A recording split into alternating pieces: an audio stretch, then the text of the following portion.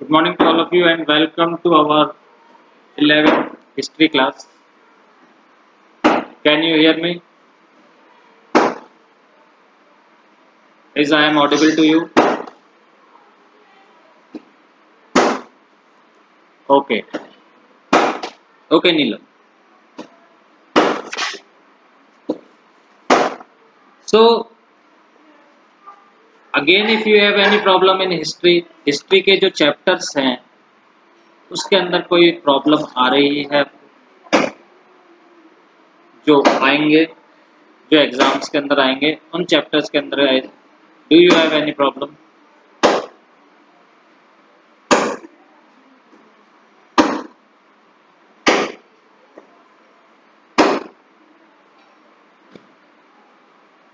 बिल्कुल भी प्रॉब्लम नहीं है। फिर ऐसा तो नहीं होगा कि क्या टिक मार्क्स आप गलत कर देंगे?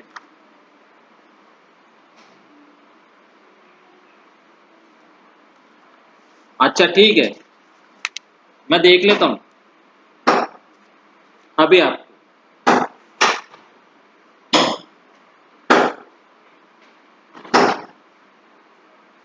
अभी मैं आपको देख लेता हूँ कि आपने कितना पढ़ा है और कितना नहीं पढ़ा है।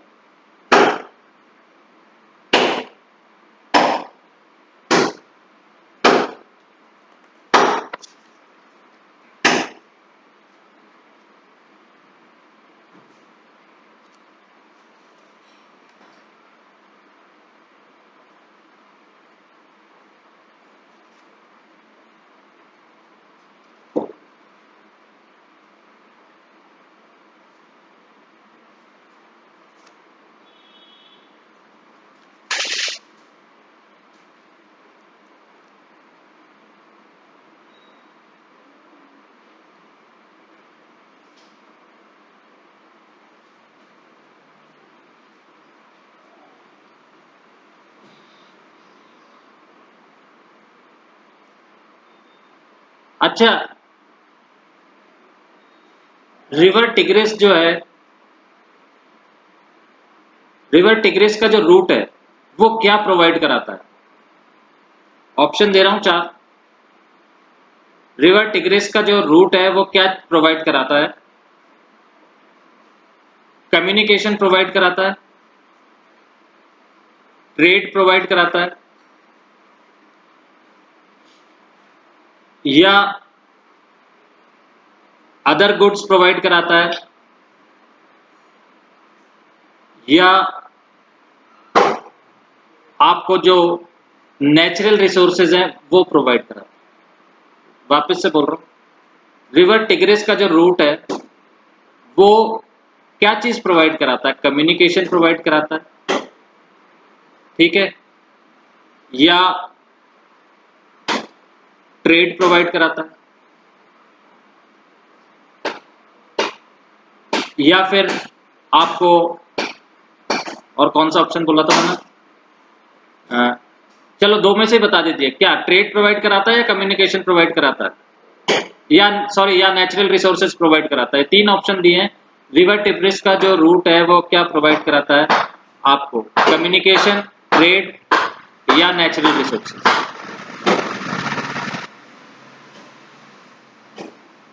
चौथा ऑप्शन लिख लीजिए, all of these, none of these,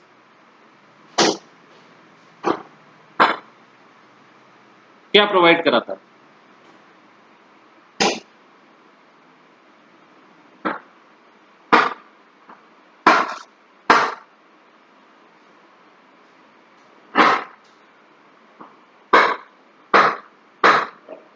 हाँ आंसर, जल्दी आंसर बताइए।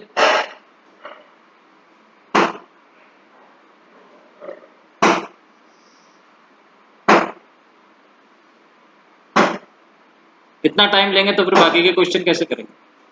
आप अभी बुक्स के चैप्टर पेज पलट रहे हैं, मेरे को आवाज आ रही है, ढूंढ रहे हैं कि कहां पे। अवंतिका पारिक ट्रेड, हाँ,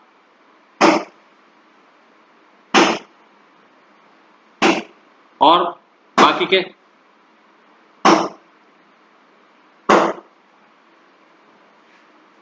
तरुण Songara natural resources.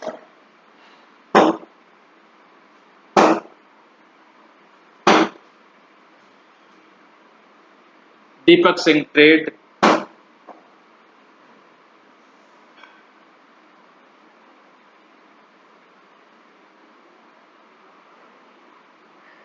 Divya repeat the question. ठीक है, I am repeating the question. River Tigris का जो रूट है वो क्या प्रोवाइड कराता है?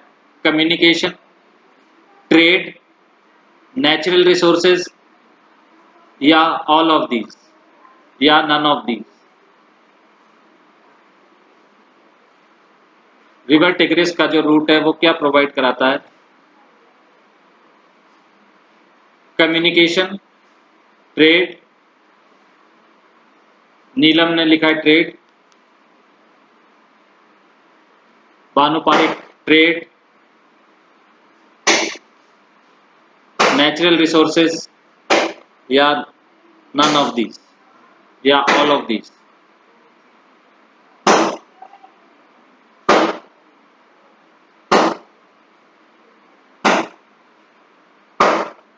अब आपने जो आंसर दिए हैं उसका राइट आंसर है communication. Now why communication? See, it is written on open page number 30, last line. Page number 30, last line. Tributaries of the Tigris provide routes of communication into the mountains of Iran. Routes of communication into the mountains of Iran. Route of communication का मतलब है जब आप कहीं travel करते हैं तो आप किसी ना किसी पर्पस से ट्रैवल करते हैं। फॉर एग्जाम्पल, मैं मेरे दादाजी के यहाँ जा रहा हूँ, घूमने ही जा रहा हूँ। मैं वहाँ गया और मेरे को कोई चीज़ अच्छी लगी दादाजी के यहाँ, जिस जगह पे मैं गया, और मैंने उस चीज़ को उस दुकान वाले के पास गया, बातचीत करी उससे और वो परचेज की। तो कम्युनिकेशन मीन्स कम्युनिकेशन से ही सारी चीज़ें होती हैं। आपने जो ट्रेड लिखा, ट्रेड कब होगा? जब आप किसी के साथ बातचीत करोगे जब भी तो ट्रेड होगा। बिना कम्युनिकेशन के तो ट्रेड नहीं हो जाएगा।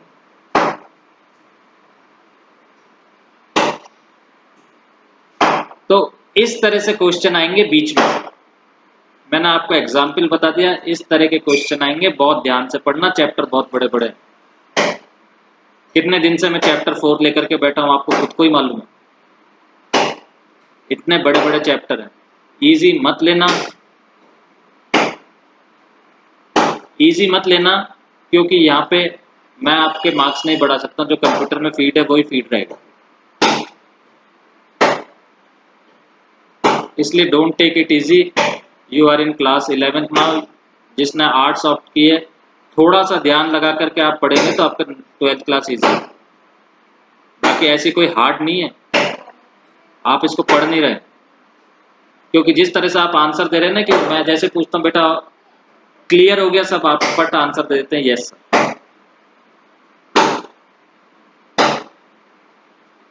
और जब मैं पूछूंगा कि बेटा ये बताना, तो फिर आपको क्लियर नहीं हो। ऐसे मत करो, आपका फ्यूचर है, मत खेलो उसके साथ।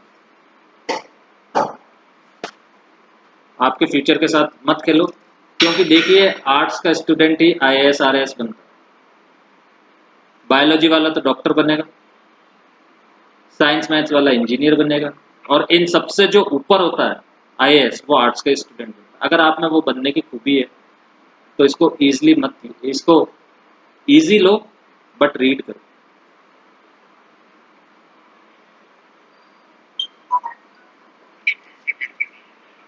हाँ, अब आपकी तरफ से कोई क्वेश्चन है तो पुट अप कर दो मेरे को,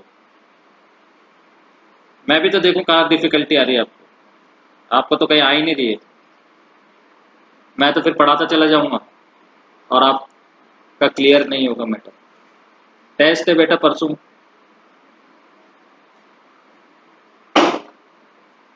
2-3 दिन बाद टेस्ट है। आपको जो भी समझ में नहीं आया, अभी भी कह रहा हूँ कि मेरे व्हाट्सएप पे डाल दें, मैं आपको क्लियर कर दूंगा, आपको बता दूंगा। कोई भी चैप्टर, कोई भी टॉपिक चैप्टर तो नहीं बता सकता, कोई भी टॉपिक कोई थोड़ा सा पार्ट है वो मैं आप कर देना मेरे को और वो मैं आपको क्लियर कर दूंगा। Got it? बट एम्प्टी मत बैठना एग्जाम देने के, आप ऑप्शन है या तुक्के लगा के आ गए, ठीक है तुक्के लग गया सही हो गया तब तो ठीक है, नहीं लगा तो फिर वो गलत किए। तो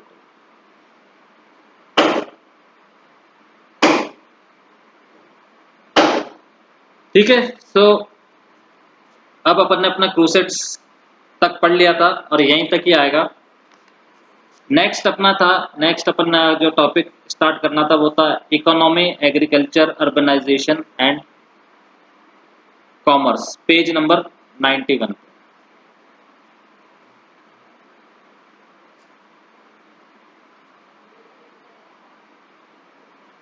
Agriculture was the principal occupation of the settled population.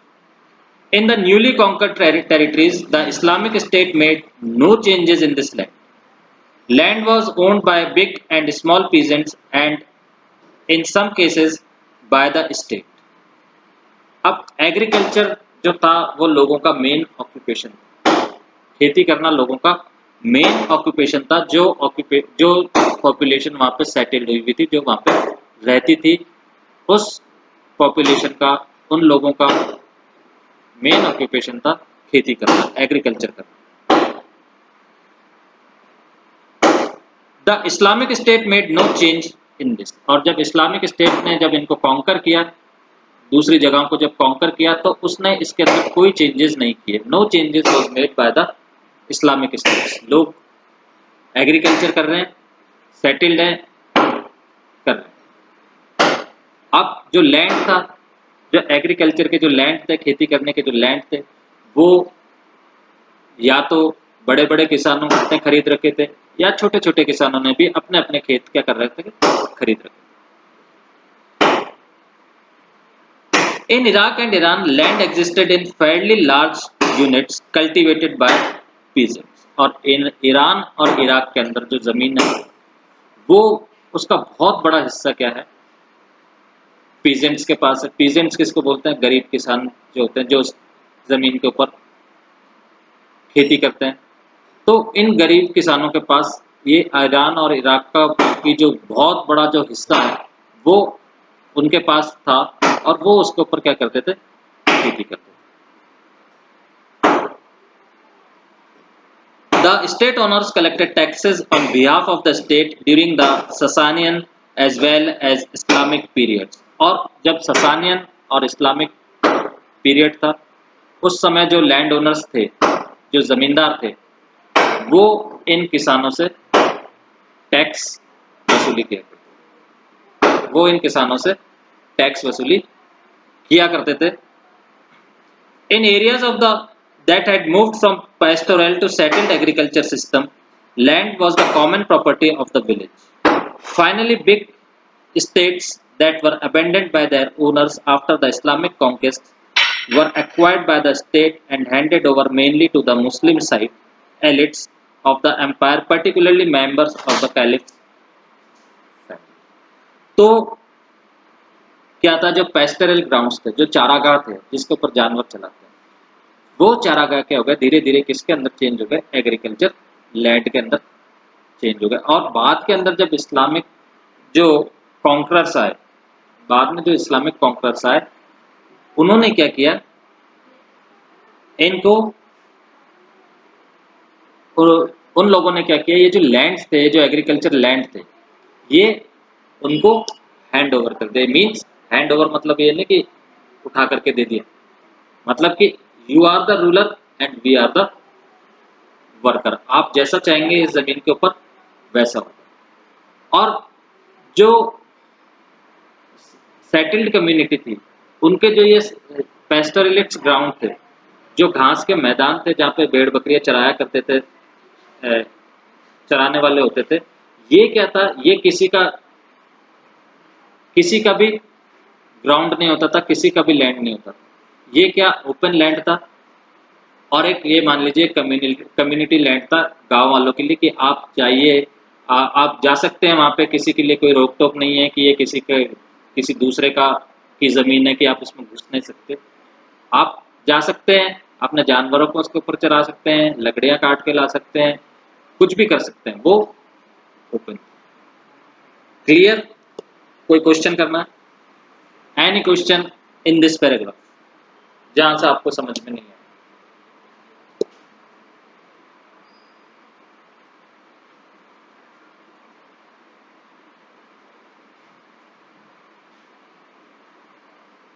Clear हो गया?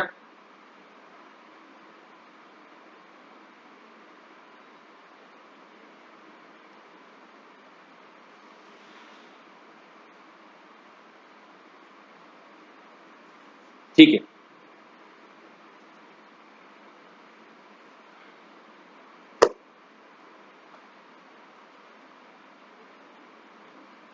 और कोई प्रॉब्लम?